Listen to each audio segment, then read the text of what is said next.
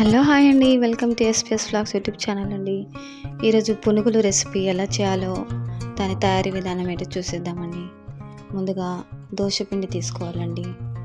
ఈ విధంగా దోశపిండి తీసుకొని అందులో తురిమిన ఉల్లిపాయ ముక్కలు, తర్వాత తురిమిన పచ్చిమిరపకాయ ముక్కలు,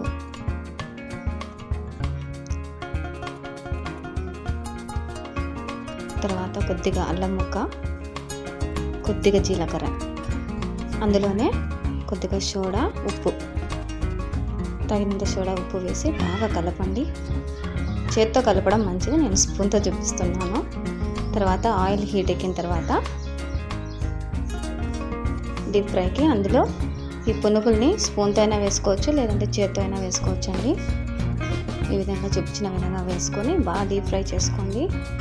చాలా టేస్టీగా ఉంటాయండి. ఇందులోకి కాంబినేషన్ పల్లీల చట్నీ కానీ కొబ్బరి చట్నీ కానీ చాలా బాగుంటుంది. పిల్లలు చాలా ఇష్టంగా తింటారండి ఇలాంటి పునుగులు. పొద్దున్నే మార్నింగ్ బ్రేక్ఫాస్ట్ అయినా పెట్టచ్చు, ఈవినింగ్ స్నాక్స్ అయినా పెట్టచ్చు, ఏ విధంగానే చేసి పెట్టచ్చు. ఇలా దోశపిండితో దోశనే కాకుండా, పొంగనాలు కాకుండా, లేదంటే ఇంకా వెరైటీస్ ఈ విధంగా కూడా పునుగులు కూడా చేసుకుంటే చాలా బాగుంటాయండి.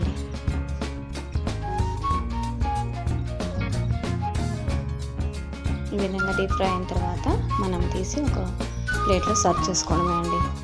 అంతే అండి. నా ఛానల్ నచ్చినట్టయితే మీరు తప్పకుండా సబ్స్క్రైబ్ చేయండి, లైక్ చేయండి, వీలైతే మీ ఫ్రెండ్స్ కూడా షేర్ చేయండి.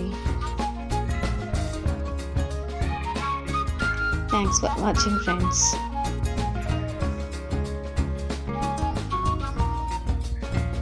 అలా క్రిస్పీగా కూడా చేసుకోవచ్చు అండి, లేదంటే కొంచెం తక్కువగా కూడా కొంచెం ఫ్రై చేసుకోవచ్చు, మెత్తగా తినవలసిన వాళ్ళు.